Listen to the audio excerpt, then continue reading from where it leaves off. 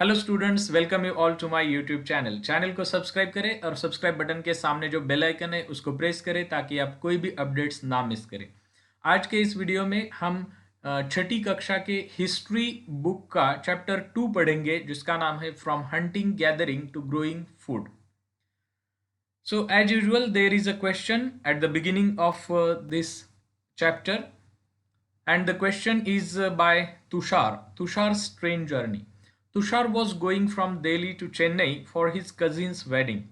They were traveling by train and he had managed to squeeze into the window seat, his nose glued to the glass pane. As he watched trees and houses fly past, his uncle tapped his shoulder and said, "Do you know that trains were first used about 150 years ago? And that people began using buses a few decades later." Tushar wondered, when people couldn't travel quickly from one place to another, did they spend their entire lives wherever they were born? Not quite. Tushar उसके uncle के साथ train journey कर रहा है और उसके uncle उसको कहते हैं कि तुम्हें पता है कि सबसे पहले ट्रेन्स हमारे यहाँ शुरू हुई 150 साल पहले।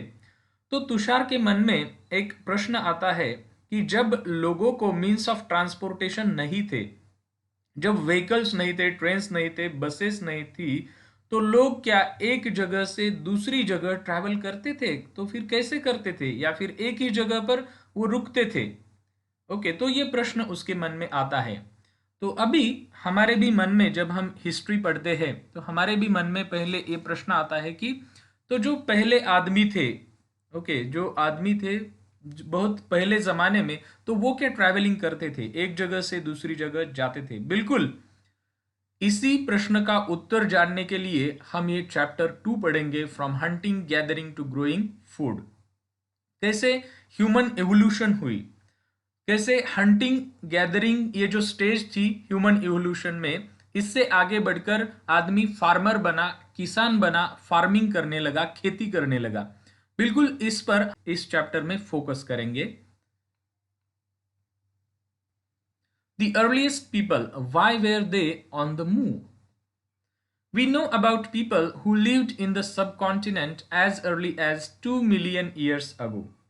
Today, we describe them as hunter-gatherers. The name comes from the way in which they got their food. Generally, they hunted wild animals, caught fish and birds, gathered fruits, roots, nuts, seeds, leaves, stalks, and eggs.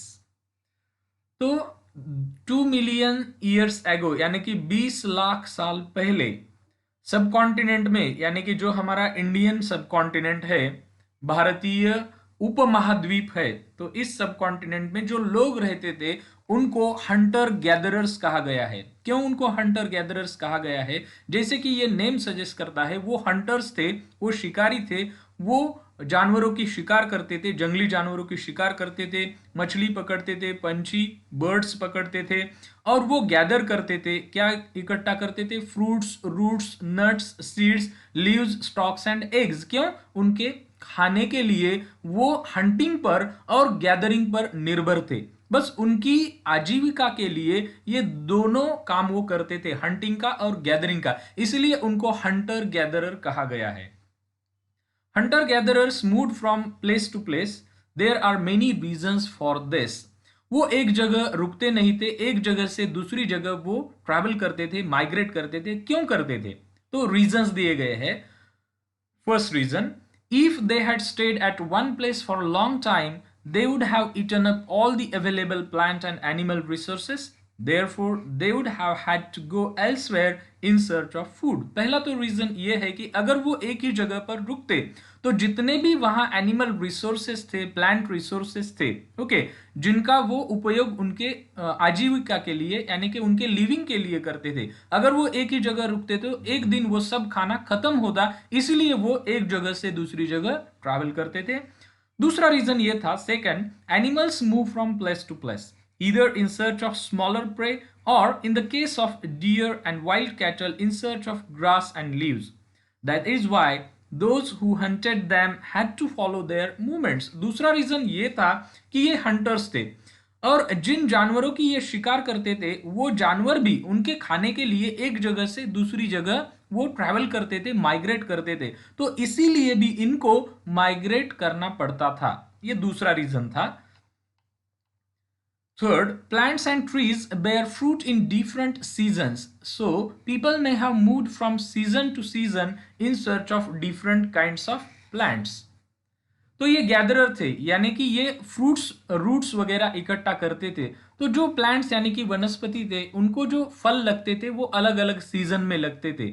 तो जिस season में जहां जिस plants को फल है वहां वो जाते थे, इसीलिए भी वो ट्रैवल करते थे। और चौथा रीजन ये था, fourth, people, plants and animals need water to survive. Water is found in lakes, streams, and rivers. While many rivers and lakes are perennial, perennial means with water throughout the year, others are seasonal. People living on their banks would have had to go in search of water during the dry seasons, that is winter and summer. तो सबसे अहम यहाँ एक बात है कि people यानी कि लोग, फिर प्लांट्स वनस्पति और प्राणी, इन सभी के लिए पानी की जरूरत थी। और पानी जो था वो लेक्स में था, स्ट्रीम्स में था, नदियों में था। लेकिन कुछ नदियां पेरेनियल थी, पेरेनियल यानी कि पूरे साल भर इन नदियों में पानी रहता था। लेकिन बहुत सारी नदियां सीजनल थी, सिर्फ मॉनसून सीजन में, रेनी सीजन में ही पानी रहता था। तो जो लोग ये नदी के किनारे रहते थे, तो जैसे ही मॉनसून सीजन हो जाता था पूरा, तो उसके बाद विंटर और समर में वहां पानी नहीं रहता था। तो इन सर्च ऑफ वाटर, पानी की तलाश में प्राणी फिर लोग ये एक जगह से दूसरी जगह जाते थे। तो ये एक रीजन था। Next, how do we know about these people? हमें कैसे पता चलेगा इन लोगों के बारे में? Archaeologists have found some of the things hunter gatherers made and used. तो ये जो आर्कियोलॉजिस्ट है, इन्होंने कुछ चीजों का अध्ययन किया है, जो चीजें ये हंटर गैदरर लोगों ने बनाई थी, जिसका उपयोग इन्होंने किया था। It is likely that people met and used tools of stone, wood and bone, of which stone tools have survived best. तो उन्होंने टूल्स बनाए थे, टूल्स यानी कि औजार बनाए थे उनके उपयोग के लिए, और वो टूल्स उन्होंने स्टोन, पत्थर के बनाए थे, वुड, लकड़ी के बनाए थे, और बोन यानी कि हड्डियों के बनाए थे। तो इनमें से जो स्टोन के टूल्स थे, ओके, जो पत्थर के औजार थे, ये औजार सर्वाइव हुए हैं, उसके बाद भी रहे हैं, और जिनसे हमें पता चलता है कि ये लोग कौन से टूल्स यूज करते थे। Some of these stone tools were used to cut meat and bone, scrape bark from trees and hides. Hides means animal skins, chop fruit and roots. Some may have been attached to handles of bone or wood to make spears and arrows for hunting. Other tools were used to chop wood, which was used as firewood. Wood was also used to make huts and tools. तो ये जो लोग थे hunter gatherers, इनकी जरूरतें बहुत ही basic थी, और उनकी जरूरतें जो थी वो उनके लिए खाना ढूंढना, और बिल्कुल इसी के लिए, और उनके लिए शेल्टर बनाना, खाना ढूंढना और शेल्टर बनाना, बिल्कुल इसी के लिए ये टूल्स का उपयोग करते थे। जैसे कि ये जो टूल्स थे, स्टोन टूल्स, पत्थर के औजार, इसका उपयोग वो मीट कट करने के लिए, बोन्स कट करने के लिए, या फिर जो पेड़ों की खाल थी, स्क्रैप बार्क, बार्क यानी जो स्किन रहती है पेड़ों की, तो उसको निकालने के लिए, या फिर जो प्राणियों की स्किन रहती है, तो उसको हाइड्स कहते हैं, उसको निकालने के लिए, या फिर फल काटने के लिए, रूट्स काटने के लिए, ये स्टोन के जो टूल्स थे, इनका उपयोग ये हंटर गैदरर लोग करते थे। Some may have been attached to handles of bone or wood. इनमें से कुछ टूल्स उन्होंने बोन्स के जो हैंडल्स थे या फिर वुड के जो हैंडल्स थे उनको भी अटैच किए थे, और उनसे उन्होंने क्या किया था, स्पीयर्स यानी कि भाले बनाए थे, और एरोज बनाए थे। तो क्यों बाण, एरोज यानी बाण, तो क्यों बनाए थे? क्योंकि वो हंटर गैदरर थे, उनको हंटिंग के लिए ऐसे हथियार चाहिए थे, तो इन्होंने इसका उपयोग किया था। और कुछ जो टूल्स थे वो लकड़ी काटने के लिए वो प्रयोग करते थे। जो लकड़ी वो एक फायर यानी कि फ्यूल के तौर पर इस्तेमाल करते थे। तो यहाँ कुछ पिक्चर्स दिए गए हैं।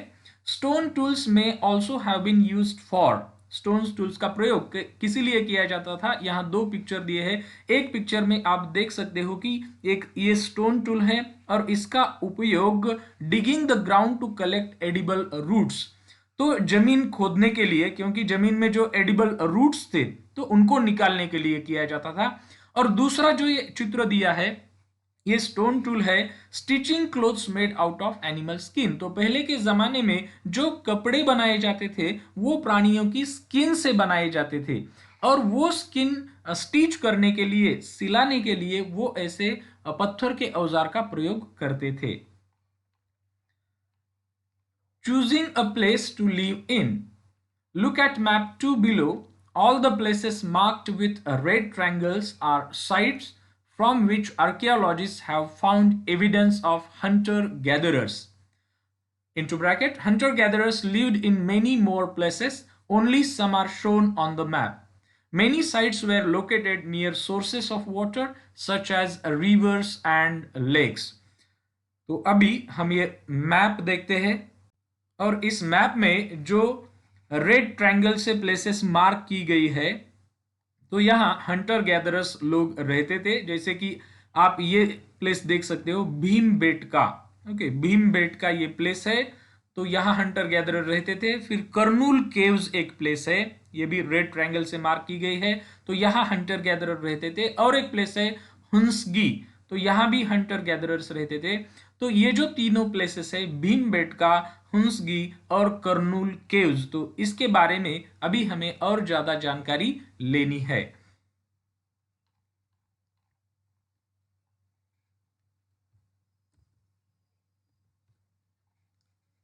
तो ये जो भीमबेटका प्लेस अभी हमने देखा, Bhimbetka is in present day Madhya Pradesh. आज का जो मध्य प्रदेश है वहां ये भीमबेटका है।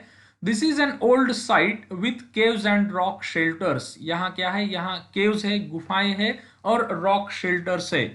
People chose these natural caves because they provided shelter from the rain, heat and wind. These rock shelters are close to the Narmada Valley.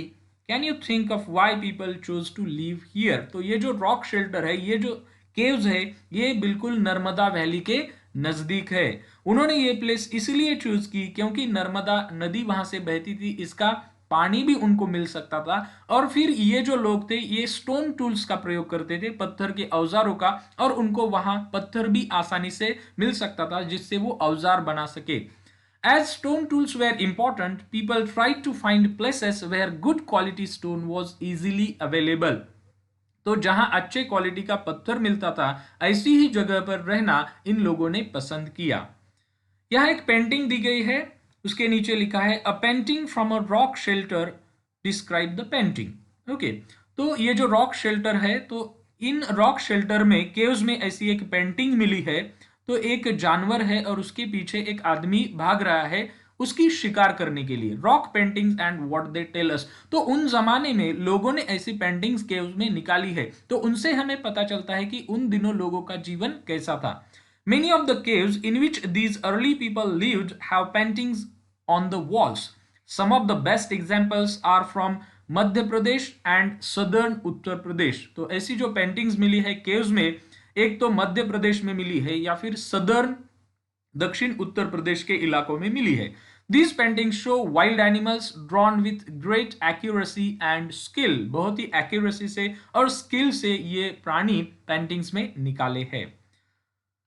तो यहाँ एक पिक्चर है, इस पिक्चर में आप देख सकते हो। तो ये जो पिक्चर है, ये पिक्चर नर्मदा वैली के बाजू में जो रॉक शेल्टर्स है, तो बिल्कुल वहां का ये पिक्चर है। तो उस जमाने में लोग ऐसे गुफाओं में, रॉक शेल्टर्स में रहते थे। एक वर्ड आया है साइट्स। साइट्स का मीनिंग क्या है? Sites are places where the remains of things, that is tools, pots, buildings etcetera were found. These were made, used and left behind by people. These may be found on the surface of the earth, buried under the earth, or sometimes even under water. You will learn more about different sites in later chapters. Sites ये शब्द बार बार इस किताब में आएगा। Sites का meaning क्या है? Sites places को कहा गया है। कैसी प्लेसेस? जहां से रिमेन्स मिले हैं, रिमेन्स यानी अवशेष मिले हैं। किसके अवशेष मिले हैं? टूल्स, औजारों के, पॉट्स यानी कि कुछ बर्तन, और बिल्डिंग्स, इमारतों के अवशेष मिले हैं। ओके, और ये जो साइट्स थी ये लोगों ने बनाई थी, इसका उपयोग लोगों ने किया था, और उसके बाद कुछ कारणों की वजह से वहां से लोग उस साइट्स को छोड़कर चले गए थे। ये जो साइट्स है ये कहाँ पाई जाती है? On the surface of the earth. Okay, बिल्कुल पृथ्वी के ऊपरी सतह पर पाई जाती है, या फिर जमीन के नीचे। ये जो साइट्स है ये किसी कारणवश नीचे यहाँ बेरिड हो गई है, तो यहाँ भी पाई जाती है, या फिर कभी कभी ये पानी के नीचे भी साइट्स पाई गई है। ओके, इसके बारे में विस्तार से हमें अगले चैप्टर में पढ़ना ही है। Finding out about fire. Find the Kurnool caves on map 2। Okay, तो अभी जो हमने मैप देखा, फिर से ये मैप हम देखते हैं। तो यहाँ आप देख सकते हो ये है कर्नूल केव्स। ओके, तो कर्नूल केव्स, यहाँ कुछ ऐसे अवशेष मिले हैं जिससे हमें पता चलता है कि उन दिनों में लोगों को आग का प्रयोग पता था, यानी कि आग का उपयोग लोग करते थे, फायर का उपयोग लोग करते थे। कर्नूल केव्स। ओके, इसके बारे में अभी पढ़ते हैं। Finding out about fire. Find the Kurnool caves on map 2। अभी अभी हमने कर्नूल केव्स देखे मैप में।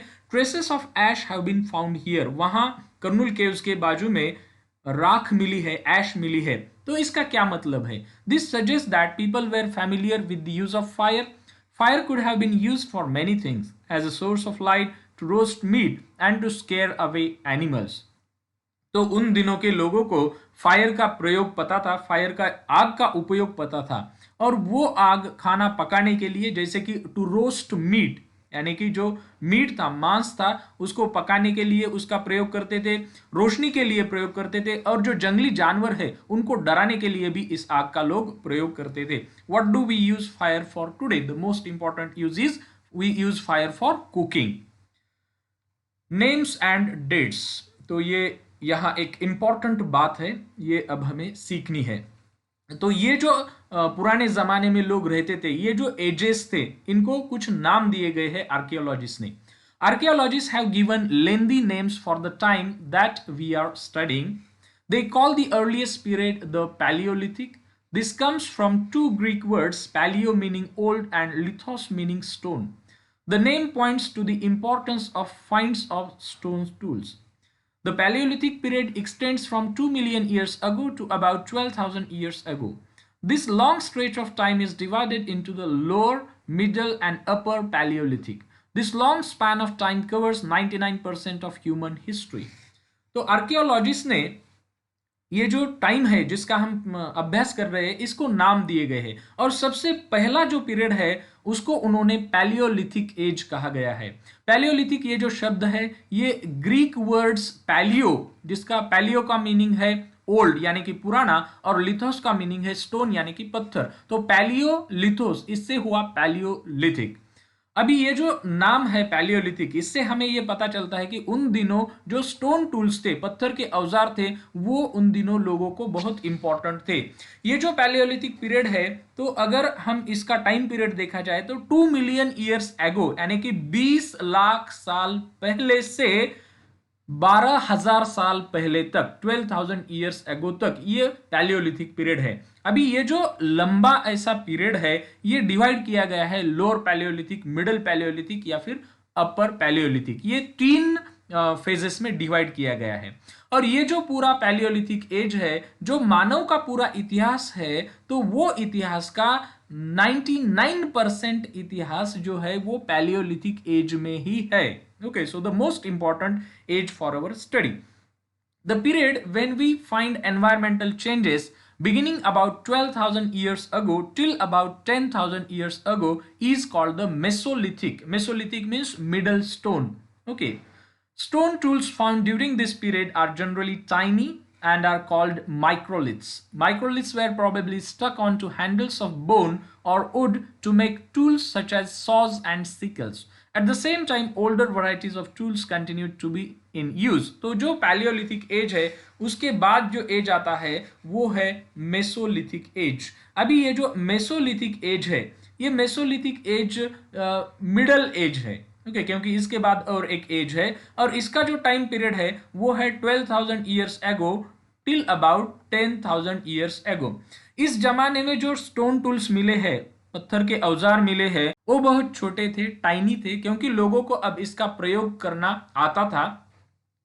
और इन स्टोन टूल्स को लोग माइक्रोलिथ्स कहते थे। माइक्रोलिथ्स, ये जो माइक्रोलिथ्स थे ये बोन्स के हैंडल को लगा के, ओके, या फिर लकड़ी के हैंडल को लगा के इसका प्रयोग सॉज के जैसा यानी कि आरी के जैसा और सिकल्स के जैसा जो काटने के लिए हम यूज करते हैं किया जाता था। और बिल्कुल मेसोलिथिक में जो पुराने जमाने के औजार थे वो भी थे। The next stage from about 10,000 years ago is known as Neolithic. Okay, तो ये जो मेसोलिथिक एज है इसके बाद का जो एज है इसको नियोलिथिक कहा गया है। What do you think the term Neolithic means? Neo means new, new means new. We have also mentioned the names of some places. You will find the names of many more places in later chapters. अगले chapters में हम और भी जो places है यहाँ जिस map में हमने देखी इसके बारे में जानकारी लेंगे। Very often we use present day names of the places where people lived in the past because we do not know what they call them. आज जब हम इसका अभ्यास करते हैं तो आज के दिनों में उस जगह को क्या कहते हैं यही हम जानते हैं, क्योंकि उन दिनों में यानी कि पैलियोलिथिक, मेसोलिथिक और नियोलिथिक एज में लोग उन जगहों को क्या कहते थे ये तो हमें पता नहीं है। A changing environment. Around 12,000 years ago, there were major changes in the climate of the world, with a shift to relatively warm conditions. In many areas, this led to the development of grasslands. This in turn led to an increase in the number of deer, antelope, goat, sheep, and cattle, that is, animals that survived on grass. क्या हुआ 12,000 years एगो, 12,000 साल पहले environment में, climate में कुछ ऐसे changes हुए जिनकी वजह से वार्म कंडीशंस निर्माण हुई। और इन वार्म कंडीशंस के चलते बहुत सारे पृथ्वी के पार्ट्स पर ग्रासलैंड्स निर्माण हुई यानी कि घास उगी।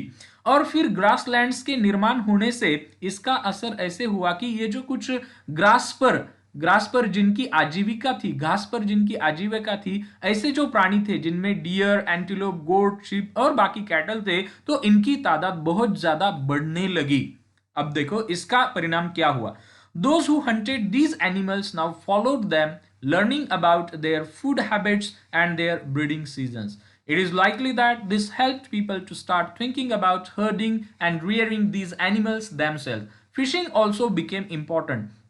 अभी ये लोग हंटर्स थे, तो जैसे ही इन जानवरों की तादाद बढ़ने लगी ग्रासलैंड्स के बढ़ने की वजह से, तो ये जो लोग थे, जो हंटर्स थे, जिन प्राणियों की शिकार करते थे उनको फॉलो करने लगे, उनको बारीकी से देखने लगे, उनका स्टडी करने लगे, उनकी प्राणियों की जो फूड हैबिट्स थी और इनके जो ब्रीडिंग सीजन्स थे, कौन से सीजन में ये उनके जो बच्चे हैं उनको जन्म देते हैं ये प्राणी, तो ये ध्यान में रखने लगे। ये प्राणी क्या खाते हैं ये भी हंटर्स को समझ में आने लगा। और बिल्कुल इसी वजह से उनको ये लगा कि क्यों ना अब हम हर्डर्स बने जाए, यानी कि ये जो कुछ जानवर है हम इनका पालन करें। ओके, और फिर and rearing these animals, herding and rearing animals means in जानवरों को पालतू बनाना, इन जानवरों का पालन करना, that is herding and rearing animals. और बिल्कुल इन्हीं दिनों में फिशिंग भी इंपॉर्टेंट एक एक्टिविटी हो गई उनकी आजीविका के लिए।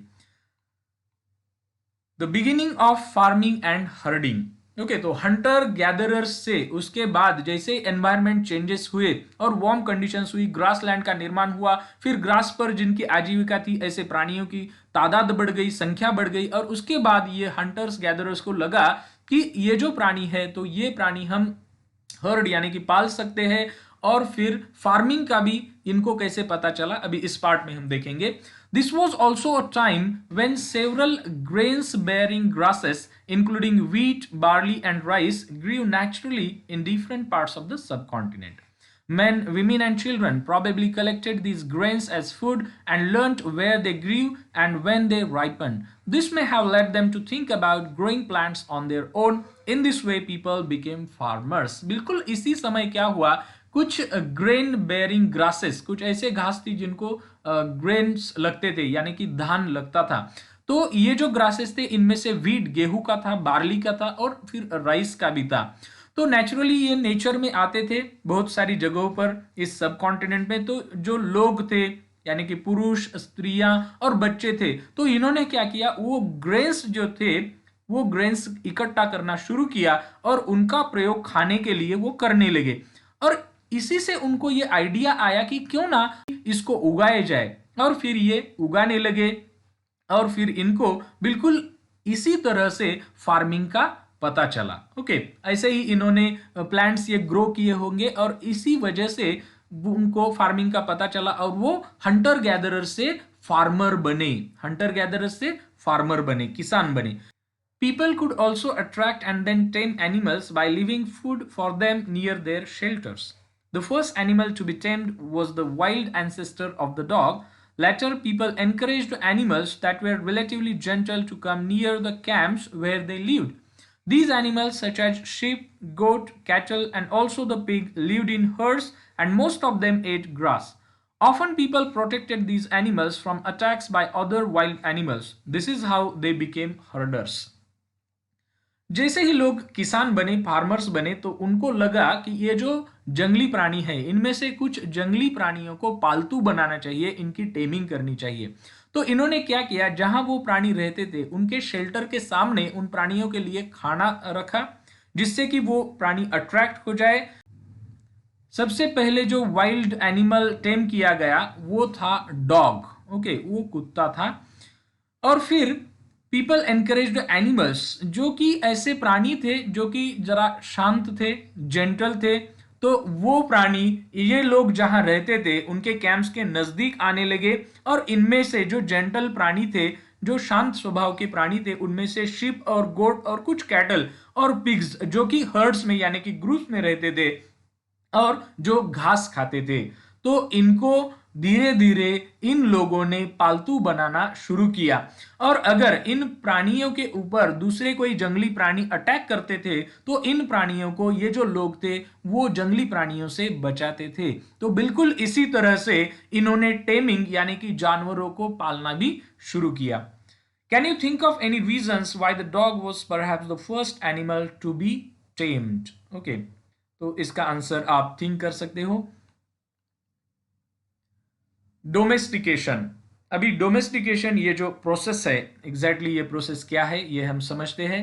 Domestication is the name given to the process in which people grow plants and look after animals. Very often, plants and animals that are tended by people become different from wild plants and animals. This is because people select plants and animals for domestication. For example, they select those plants and animals that are not prone to disease. They also select plants that yield large size grain and have strong stalks, capable of bearing the weight of the ripe grain. Seeds from selected plants are preserved and sown to ensure that new plants and seeds will have the same qualities.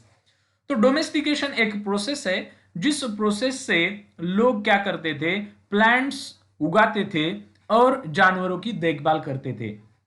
और बहुत बार ये जो plants और animals थे जिनको लोग domesticate करते थे, ये कुछ ऐसे प्लांट्स और एनिमल्स थे जो कि जंगली प्लांट्स और एनिमल्स से डिफरेंट थे। ऐसा क्यों होता था? क्योंकि लोग जब प्लांट्स और एनिमल्स डोमेस्टिकेट करते थे तो लोग उनका सिलेक्शन करते थे। और वो किस आधार पर करते थे? जैसे कि मान लो अगर किसी प्लांट और एनिमल को उनको डोमेस्टिकेट करना है, ओके, डोमेस्टिकेट करना है, तो ऐसे प्लांट्स और एनिमल्स वो चुनते थे जिनको ज्यादा डिसीज नहीं होता था, कुछ रोग नहीं होता था। फिर ऐसे प्लांट्स वो चुनते थे जिसको ज्यादा ग्रेन्स आते थे, लार्ज साइज ग्रेन्स आते थे। फिर ऐसे प्लांट्स चुनते थे जिसके स्टॉक्स यानी कि जो स्टेम्स थे वो बहुत मजबूत थे, जो कि ये राइप ग्रेन का जो वेट था वो बेयर कर सके। और इनके जो सीड्स वो निकालते थे प्लांट से वो प्रिजर्व करते थे और जब बारिश होती थी तो उसको उगाते थे, जिससे वो नए प्लांट्स और नए सीड्स उपयोग में लाए जाते थे। Amongst animals, those that are relatively gentle are selected for breeding. As a result, gradually domesticated animals and plants become different from wild animals and plants. For example, the teeth and horns of wild animals are usually much larger than those of domesticated animals. तो जो प्राणी ये domesticate किए जाते थे वो जरा शांत स्वभाव के थे, क्योंकि वो तो ऐसे ही प्राणियों का चयन करेंगे जो प्राणी शांत स्वभाव के हो, एक, और दूसरा तो जिन प्राणी से उनको खाना मिलता हो, जैसे कि मान लो मिल्क यानी कि दूध मिलता हो, फिर ऐसे कुछ प्राणी मान लो ये शिप शिप से उनको ऊल मिलती थी, तो ऐसे प्राणियों का वो चयन करते थे। और इसका परिणाम ये हुआ कि धीरे धीरे जो डोमेस्टिकेटेड यानी कि पालतू प्राणी थे और जो डोमेस्टिकेटेड प्लांट्स थे वो वाइल्ड एनिमल्स और वाइल्ड प्लांट्स से डिफरेंट हो गए। ओके, और इसी के परिणाम स्वरूप जो the teeth and horns of wild animals, तो जो दांत और हॉर्न सिंग थे जंगली जानवरों के, ये पालतू जानवरों से अलग थे। धीरे धीरे ये इवोल्यूशन में, ये उत्क्रांति में होते गया। Look at this two sets of teeth, which do you think belongs to a wild pig and which to a domesticated one. तो ये चित्र को आप देख सकते हो, यहाँ टीथ, सेट ऑफ टीथ दिखाया गया है। एक तो है वाइल्ड पिग का और दूसरा है डोमेस्टिकेटेड पिग का। तो हमें पता चलेगा कि ये जो चित्र है राइट हैंड साइड, ये वाइल्ड पिग का है क्योंकि इसके जो दांत है वो बहुत ही लंबे लंबे हैं। और ये जो है ये डोमेस्टिकेटेड पिग का है क्योंकि इसके जो दांत है छोटे हैं। Domestication was a gradual process that took place in many parts of the world. तो ये जो डोमेस्टिकेशन प्रोसेस था, ये ग्रेजुअल, धीरे धीरे ये प्रोसेस दुनिया के सभी पार्ट्स में लोग अपनाने लगे। ये प्रोसेस 12,000 साल पहले शुरू हुआ। It began about 12,000 years ago.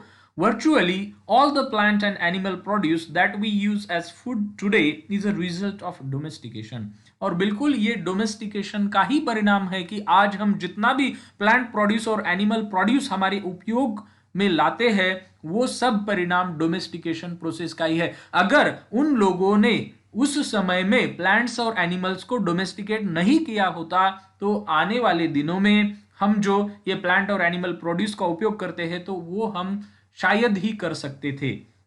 Some of the earliest plants to be domesticated were wheat and barley. The earliest domesticated animals include sheep and goat. तो सबसे पहले जो प्लांट्स डोमेस्टिकेट किए गए वो थे व्हीट और बार्ली, और सबसे पहले जो एनिमल्स डोमेस्टिकेट किए गए वो थे शीप और गोट। A new way of life. If you plant a seed, you will notice that it takes some time to grow. This may be for several days, weeks, months, and in some cases, years. When people began growing plants, it meant that they had to stay in the same place for a long time, looking after the plants, watering, weeding, driving away animals and birds till the grain ripened, and then the grain had to be used carefully. तो जैसे ही लोगों ने अनाज उगाना शुरू किया, लोग किसान बने, तो क्या होता था, ये अनाज उगाने के लिए बहुत दिन लगते थे क्योंकि बीज को बोना, फिर उसके बाद उसमें से वनस्पति प्लांट्स का निर्माण होना, और फिर उसको पानी देना, फिर जो अनवांटेड वीड्स यानी कि प्लांट्स है खेत में उनको निकालना, प्लांट्स की देखभाल करना, फिर जो एनिमल्स और बर्ड्स प्लांट्स को खाते थे तो उनको भगाना। तो ये जो प्रोसेस था ये बहुत लंबा था, और प्लांट बोने से उसको हार्वेस्ट में निकालने तक का जो पीरियड था वो कुछ प्लांट्स में दिनों का था, कुछ में हफ्तों का, कुछ में महीनों का, और कुछ प्लांट्स में तो सालों का था। तो इसीलिए क्या हुआ कि लोग एक ही जगह पर रुकने लगे, उनका जो ट्रैवलिंग था, माइग्रेशन था, वो धीरे धीरे थोड़ा सा कम हुआ। ओके, तो ये इंपॉर्टेंट बात है। जैसे ही लोग किसान बने तो एक ही जगह रुकने लगे, उनका जो हंटर गैदरर का माइग्रेशन वाला स्टेज था वो कम होने लगा। और जो ग्रेन्स था, वो ग्रेन्स यानी कि अनाज, उसको केयरफुली यूज भी करना था। Ways in which grain has used, grain का प्रयोग किस लिए करते थे? As seed. ओके, तो अगली साल जो बीज वो बोने के लिए करते थे, फिर फूड के लिए, फिर गिफ्ट्स के लिए, लोगों को गिफ्ट भी अनाज ही देते थे, और स्टोर करते थे food. As grain had to be stored for both food and seed, people had to think of ways of storing it. In many areas, they began making large clay pots or woe baskets or dug pits into the ground. Do you think hunter gatherers would have met and used pots? Give reasons for your answer. तो जैसे ही अनाज धान से निकालते थे, grain निकालते थे, तो वो स्टोर करना होता था फूड पर्पस के, खाने के लिए, और फिर अगले साल बीज बोने के लिए। तो लोगों को स्टोरिंग करने के तरीके अब इजाद करने थे, खोजने थे। तो लोगों ने क्या किया कि बड़े बड़े क्ले पॉट्स बनाए, मिट्टी के ऐसे बड़े बड़े पॉट्स बनाए, मटके बनाए, और बास्केट्स भी वो की, ओके। और कभी कभी तो जमीन में ऐसे गड्ढे भी खोदे जहां वो अनाज रख सकते थे।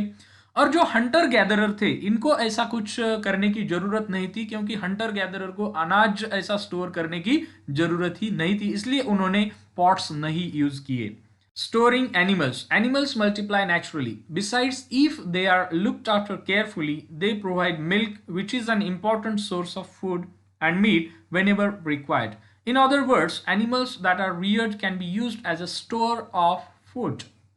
Apart from food, what are the other things that could have been obtained from animals? What are animals used for today? Animals multiply naturally, यानी कि एनिमल्स से दूसरे एनिमल्स निर्माण होते थे। और if they are looked after carefully, अगर इनकी ठीक तरह से देखभाल की जाए तो इनसे दूध मिलता था, कभी कभी इनसे मांस भी मिलता था अगर इनको चाहिए होता था। तो ये जो एनिमल्स थे जिनको वो लोग पालते थे उनको एक फूड का स्टोर ऐसा भी देखा जा सकता था। ओके, फूड के अलावा उन दिनों में एनिमल से एनिमल की स्किन का भी प्रयोग वो लोग करते थे। और फिर जो एनिमल्स थे वो एनिमल्स खेती के उपयोग में भी वो शायद लाते होंगे, तो ये एनिमल्स का दूसरा उपयोग है। What are animals used for today? तो आज भी बिल्कुल दूध के लिए, फूड के लिए, उसकी स्किन के लिए एनिमल्स का प्रयोग करते हैं। Finding out about the first farmers and herders. Turn to map 2, page 13. You will notice a number of blue squares. Each marks a site from where archaeologists have found evidence of early farmers and herders. These are found all over the subcontinent.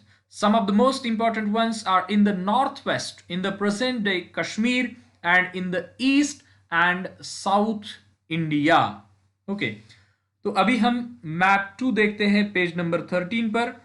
ये जो map है इस map में जितने भी blue squares है जैसे कि बुर्जहोम, मेहरगढ़, महाग्रा, कोल्ढिवा, चिरंद, दाऊजी हडिंग, पयमपल्ली, हल्लूर, तो ये जो ब्लू कलर में स्क्वायर्स है तो इन सभी जगहों पर आर्कियोलॉजिस्ट को कुछ ऐसे सबूत मिले हैं जिससे ये पता चलता है कि इन सभी जगहों में फार्मर्स लोग रहते थे, या फिर जो लोग रहते थे वो फार्मर्स थे, वो किसान थे। ओके, तो अभी इसके बारे में डिटेल्स में हम पढ़ते हैं।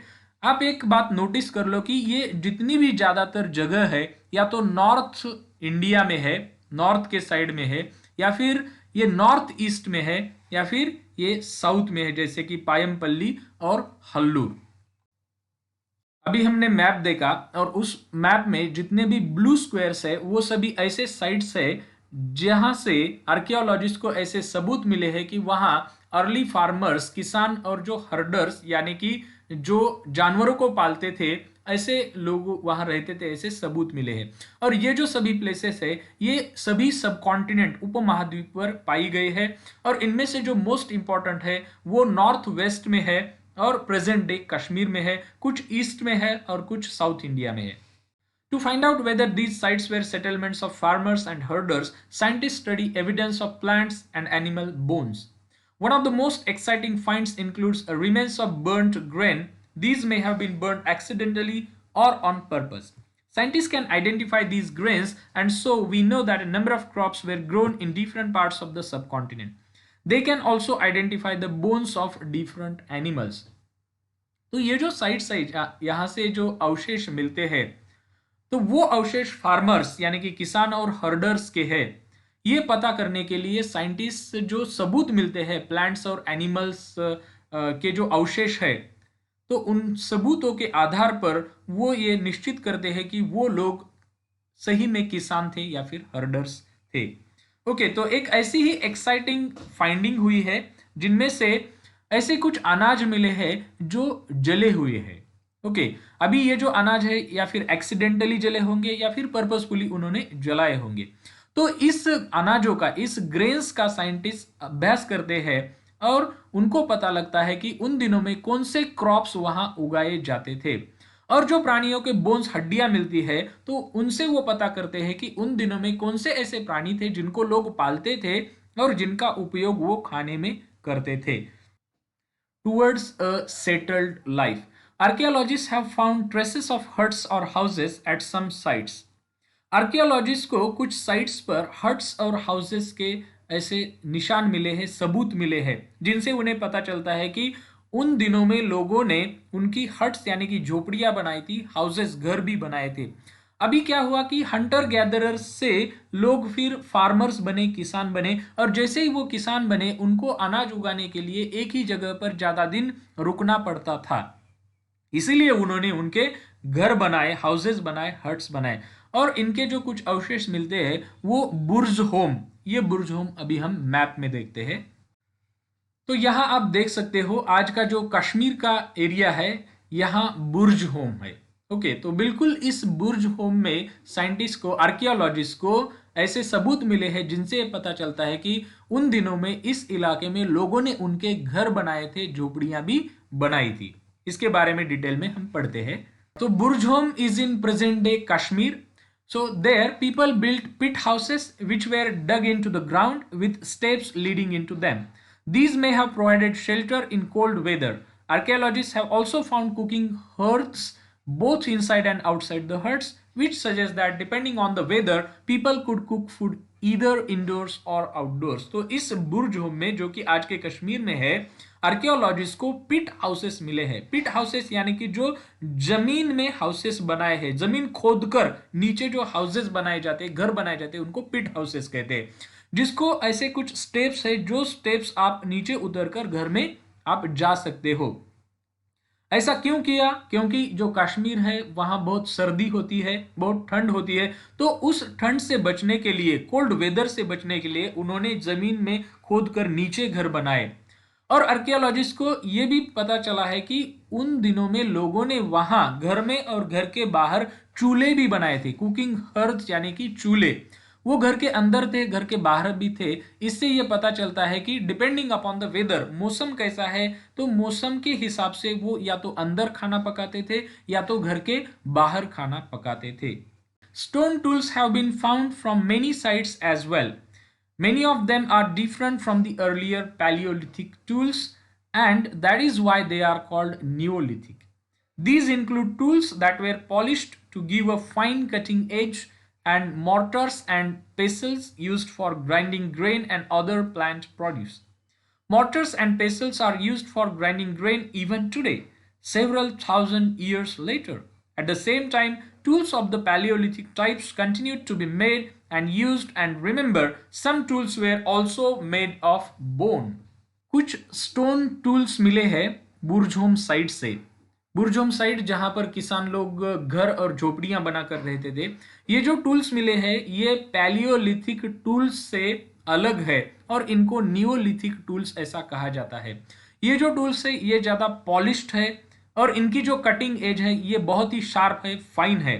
और वहां मॉर्टर्स और पेसल्स भी मिले हैं जिनका प्रयोग अनाज ग्राइंड करने के लिए या फिर बाकी कुछ वनस्पतियों का प्रोड्यूस ग्राइंड करने के लिए किया जाता था।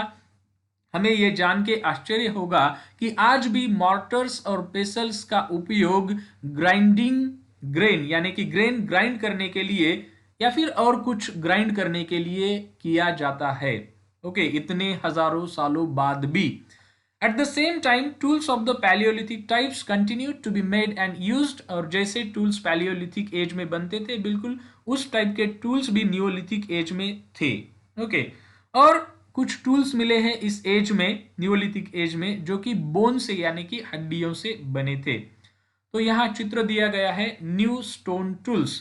तो ये ज़्यादा इनकी जो एज थी आप यहाँ देख सकते हो, थोड़ी सी फाइन शार्प कटिंग एज है इस टूल्स की, और इसका जो उपयोग है मॉर्टर पेस्टल में ग्राइंड करने के लिए ऐसे किया जाता था। Many kinds of earthen pots have also been found.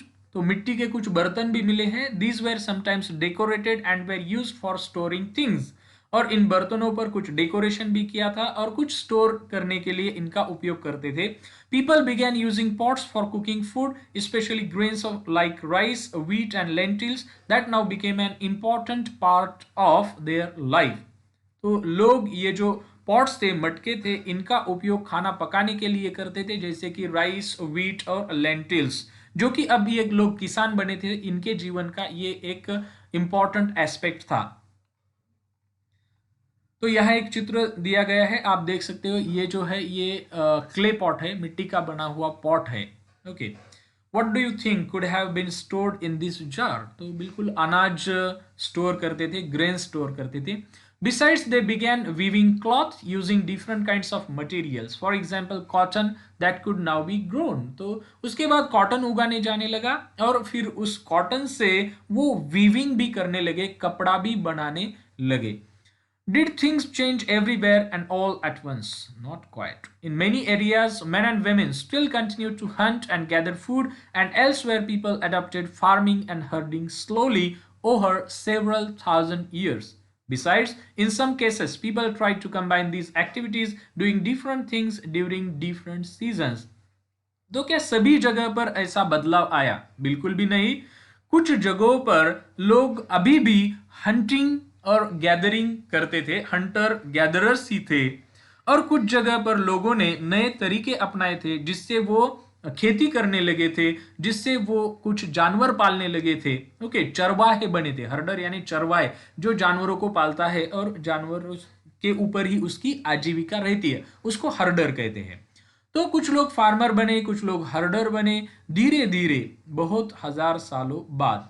Okay, इसके अलावा कहां कहां पर ऐसा देखा जा सकता था कि कुछ सीजन में लोग या तो फिर फार्मिंग करते थे या फिर कुछ अन्य एक्टिविटीज करते थे। A closer look living and dying in Mehrgarh, और एक साइट मिली है जिसका नाम है मेहरगर, और उस साइट से ये पता चलता है कि लोग कैसे रहते थे, और जब लोग मरते थे उसके बाद लोगों को जब दफनाते थे तो वहां वो कौन से रिचुअल्स करते थे, कौन से विधि करते थे। तो सबसे पहले तो हम मेहरगर मैप में देखते हैं ये कहाँ है। तो ये पार्ट आप देख सकते हो, मेहरगर, जो कि ब्लू स्क्वायर में दिखाया गया है, इसके बारे में अभी हम जानकारी लेने वाले हैं। तो ये जो है ये बिल्कुल नॉर्थ वेस्ट का पार्ट है। ओके, नॉर्थ वेस्ट का पार्ट है, ये साइट है जहां से कुछ ऐसे अवशेष मिले हैं जिनसे हमें पता चलता है कि उन दिनों में लोग कैसे रहते थे, उनके घर कैसे थे, और दफनाने के बाद, मर जाने के बाद जब लोगों को दफनाते थे तो कौन से रिचुअल्स करते थे। तो इसके बारे में अब हम जानकारी लेते हैं। Okay, this site, that is Mehergar, is located in a fertile plain near the Bolan Pass, which is one of the most important routes in Iran. तो ये साइट कहाँ लोकेट की गई है? बोलन पास के नजदीक मिली है। बोलन पास एक ऐसा रूट है जहां से ईरान में प्रवेश किया जा सकता है। Mehergar was probably one of the places where people learned to grow barley and wheat and rear sheep and goats for the first time in this area. मेहरगर एक ऐसी जगह है जहां सबसे पहले इस एरिया में लोगों ने बार्ली और व्हीट का प्रयोग खेती के लिए करना जाना था, और उन्होंने ही शिप और गोट्स को हम पाल सकते हैं ऐसा भी उनको पता चला था। ऐसा मेहरगर एक एरिया था। It is one of the earliest villages that we know about, और सबसे पहले का जो एक विलेज है वो है Mehrgarh. At this site many animal bones were found, bones of wild animals such as the deer and pig and also bones of sheep and goat were found। और बिल्कुल इस जगह पर कुछ प्राणियों की हड्डियां भी मिली है, जिनमें से जंगली प्राणी जैसे कि पिग और डियर है, और कुछ पालतू प्राणी जैसे कि शिप और गोट है, इनकी भी हड्डियां मिली है। Other finds at Mehrgarh include remains of square or rectangular houses. Each house had 4 or more compartments, some of which may have been used for storage। और कुछ साइट ऐसी मिली है जिससे हमें उन दिनों के घर कैसे थे ये पता चलता है। यहाँ पिक्चर में देख सकते हो, a house in Mehrgarh, this is what a house in Mehrgarh may have looked like. In what ways is this house similar to the one in which you live. तो इस हाउस में आप देख सकते हो कि यहाँ 4 कंपार्टमेंट है। तो मान लो ये 4 रूम्स है और इनका प्रयोग अलग अलग काम के लिए किया जा सकता था। Each house had 4 or more compartments, some of which may have been used for storage। Okay, कुछ कंपार्टमेंट धान यानी कि ग्रेन स्टोर करने के लिए, कुछ किचन ऐसा। तो आज जैसे ही हम घर बनाते हैं तो अलग अलग कमरे बनाते हैं और इनका प्रयोग अलग अलग तरीके से करते हैं। तो बिल्कुल उसी टाइप में मेहरगढ़ में जो विलेज मिला है, वहां से जो एक घर का ये सबूत अवशेष मिला है, इससे हमें पता चलता है। और एक यहाँ चित्र है, आप इस चित्र को पहले देखो। A burial from Mehrgarh, can you identify the skeletons of the goat. तो ये जो एक बेरियल साइट मिली है खुदाई में, एक्सकेवेशन में, वहां से पता चलता है ये जो स्केलेटन है, ये स्केलेटन आदमी का है। और यहाँ ये जो स्केलेटन है, ये स्केलेटन गोट का है, ये स्केलेटन गोट का है। तो इससे हमें और कुछ जानकारी मिलती है। क्या जानकारी मिलती है? ये सभी मेहरगढ़ में ही पाया गया है। When people die, their relatives and friends generally pay respect to them. जब लोग मरते थे तो उनके रिश्तेदार और उनके मित्र उनको रिस्पेक्ट पे करते थे। People look after them, perhaps in the belief that there is some form of life after them. तो मर जाने के बाद भी उनकी केयर की जाती थी, क्योंकि उनको लगता था कि इस लाइफ के बाद, इस जीवन के बाद दूसरा जीवन है। Burial is one such arrangement. Several burial sites have been found at Mehrgarh. In one instance, the dead person was buried with goats, which were probably meant to serve as food in the next world. तो हमें कैसे पता चल सकता है कि इस जीवन के बाद भी दूसरा जीवन था, ऐसा ये लोग मानते थे। तो जो बेरियल साइट्स पाई गई है, तो वहां से हमें पता चलता है, क्योंकि एक उदाहरण में जो चित्र हमने अभी अभी देखा, एक आदमी के शव के साथ शायद ये गोट्स थी, वो भी दफनाई गई थी, क्योंकि लोगों को लगता था कि इस जीवन के बाद अगले जन्म में इसको खाने के लिए कुछ तो चाहिए। ऐसा हम यहाँ ये प्रेडिक्ट कर सकते हैं। Elsewhere, cave paintings in France. Find France in your atlas. France जो है वो यूरोप में है, European country. The painting below is from a cave in France. This site was discovered by 4 school children more than 100 years ago. Paintings like this were made between 20,000 and 10,000 years ago. Many of these were of animals such as wild horses, aurochs, an older wild form of cattle, bison, woolly rhinoceros, reindeer, and bear, painted in bright colors. These colors were made from minerals like ore or iron ore and charcoal. It is possible that these paintings were done on ceremonial occasions, or perhaps they were made for special rituals performed by hunters before they went in search of prey. तो France में ऐसी paintings पाई गई है एक site में, जो site actually कुछ स्कूली बच्चों ने खोजी थी। और ये जो पेंटिंग्स है, ये पेंटिंग्स 20,000 से 10,000 सालों के बीच में पाई गई है, ईसा पूर्व 20,000 से 10,000 साल। और ये जो पेंटिंग्स है, इस पेंटिंग्स में बहुत सारी पेंटिंग्स तो एनिमल्स की है, प्राणियों की है, जिनमें से वाइल्ड हॉर्सेस, ओके, बिशन, फिर रिनोसोर्स, रेंडियर, बेयर। तो प्राणियों की पेंटिंग्स ब्राइट कलर्स में उन्होंने निकाली थी। और ये जो कलर्स इन्होंने बनाए थे, ये कुछ मिनरल्स से बनाए थे, आयरन ओर या फिर कोयले से, चारकोल से बनाए थे। और ये जो पेंटिंग्स थी, शायद ये पेंटिंग्स सेरेमोनियल ओकेजन्स पर बनाई गई हो, और कुछ स्पेशल रिचुअल्स, कुछ स्पेशल विधि जो करने थे, तो उनसे पहले जो हंटर लोग थे, कुछ विधि, या फिर मान लो हंटिंग को जाने से पहले या फिर हंटिंग के आने से बाद जो विधि करते थे, तो उस विधि के समय ये पेंटिंग शायद बनाई गई है। ओके, तो ये जो पेंटिंग है, इसमें आप क्लियरली वाइल्ड एनिमल्स देख सकते हो। ओके, बड़े बड़े वाइल्ड एनिमल्स आप यहाँ देख सकते हो, 2 वाइल्ड एनिमल्स, और ये बिल्कुल केव्स में निकाली गई पेंटिंग है। Elsewhere, a Neolithic site. Find Turkey in your atlas. One of the most famous Neolithic sites, Catalhunk, was found in Turkey. Several things were brought from great distances: flint from Syria, cowries from the Red Sea, shells from the Mediterranean Sea, and used in the settlement.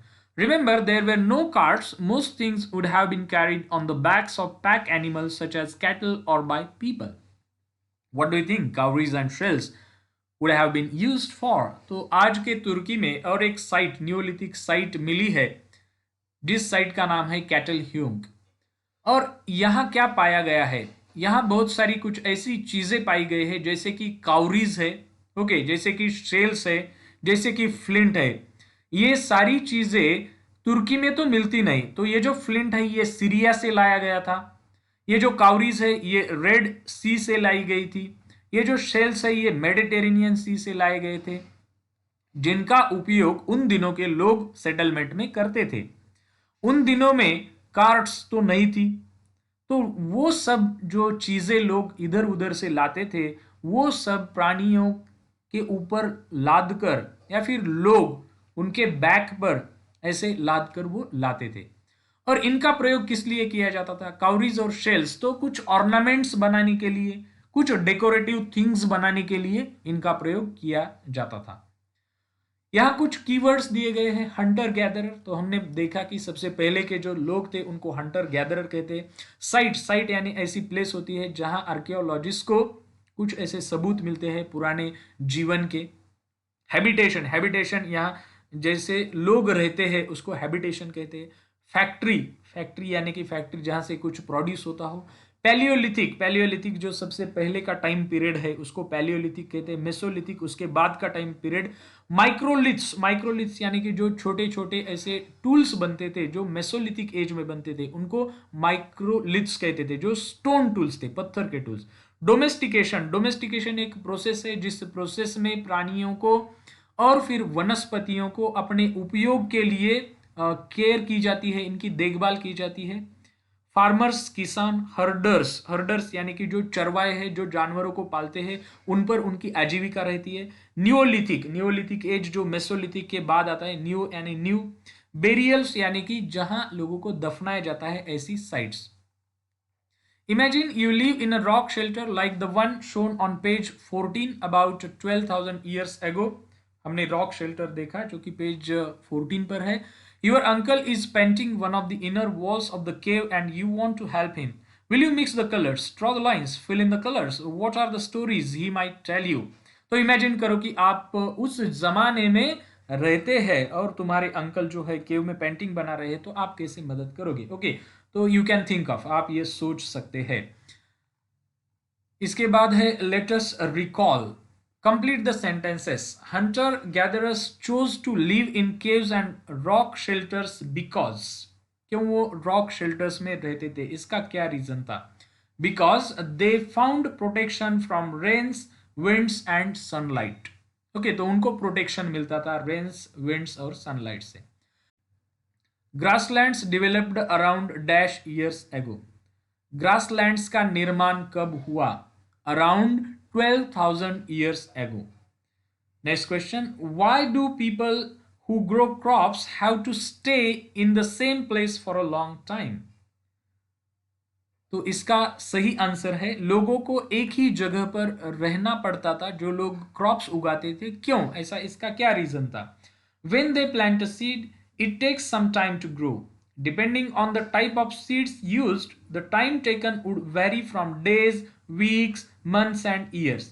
It means they had to stay in the same place to take care of the plants by watering, weeding, driving away animals and birds till the grain ripened. Once ripened, they had to think of ways to store it. Hence, they had to stay in the same place for a long time. तो ये इसका सही answer रहेगा। Why do archaeologists think that many people who lived in Mehergarh were hunters to start with and that herding became more important later? तो जो मेहरगढ़ में लोग रहते थे, आर्कियोलॉजिस्ट को ऐसा क्यों लगता है कि वो पहले हंटर्स थे? ओके, और हर्डिंग बहुत इंपॉर्टेंट था उस समय। It is because archaeologists found the bones of many animals such as deer in the earlier levels. Hence, they could conclude that they were hunters to start with. तो dear के bones मिले हैं उस जगह पर, तो ऐसा आर्कियोलॉजिस्ट मानते हैं कि वो पहले हंटर्स थे। Herding became important because they found bones of sheep and goat in the later levels, और उसके बाद उनको शिप और गोट के बोन्स मिले, इसलिए उनको लगता है कि जो हर्डिंग थी वो भी इंपॉर्टेंट थी। Next question, let us discuss why did the Hunter gatherers travel from place to place. In what ways are these similar to or different from the reasons for which we travel today? Hunter gatherers एक जगह से दूसरी जगह travel करते थे, migrate करते थे, और आज जब हम ट्रैवल करते हैं इससे वो कैसा अलग था या सिमिलर था. ओके, तो देयर आर 4 रीजंस, 4 कारण है जिसकी वजह से हंटर गैदरर्स ट्रैवल करते थे. The first reason is that they would have eaten up all the plant and animal resources. अगर एक ही जगह रहते तो सभी प्लांट और एनिमल रिसोर्सेस वो खत्म कर दे. दूसरा reason, animals move from place to place, hence they had to follow their movements. तो जिन प्राणियों पर वो निर्भर थे वो प्राणी एक जगह से दूसरी जगह जाते थे, इसलिए उनकी मूवमेंट्स उनको फॉलो करनी होती थी. Third reason, plants and trees bear fruits in different seasons, so people may have moved from season to season in search of different kinds of plants. तो वो वनस्पतियों के ऊपर भी निर्भर थे उनकी आजीविका के लिए, और अलग अलग सीजन में वनस्पतियों को फल लगते थे, तो जिस सीजन में जहां वनस्पतियों को फल है वहां वो जाते थे. चौथा रीजन है, they need water to survive and many rivers and lakes were seasonal, so they had to go in search of water during dry seasons. उनको पानी लगता था और पानी नदियों में और लेक्स नहरों में था, जो कि बहुत सारी सीजनल नदियां थी. तो जैसे ही उन नदियों में पानी कम हो जाता था तो उनको एक जगह से दूसरी जगह ट्रैवल करना ही था. Next one, list 3 ways in which hunter gatherers used fire. Would you use fire for any of these purposes today? तो जिन कारणों की वजह से फायर का उपयोग हंटर गैदरर करते थे वो थे क्लियरिंग फॉरेस्ट एरिया क्लियर करने के लिए, फिर कुकिंग के लिए, और फिर for protection from wild animals. Nowadays, आज के ज़माने में हम फायर का उपयोग to keep ourselves warm, हमें खुद को वार्म रखने के लिए करते हैं, खासकर जो ठंड एरियाज है जहाँ बहुत ज़्यादा कोल्ड क्लाइमेट है वहाँ, और फिर कुकिंग के लिए हम फायर का प्रयोग करते हैं. Next one, list 3 ways in which the lives of farmers and herders would have been different from that of hunter gatherers. तो फार्मर्स और हर्डर्स का जीवन हंटर गैदरर्स से अलग कैसे था? 3 ways बताओ. The first way, farmers and herders would stay in one location, whereas hunter gatherers would have to move from place to place following the movement of animals. Farmers एक जगह रुकते थे, hunter gatherers travel करते थे.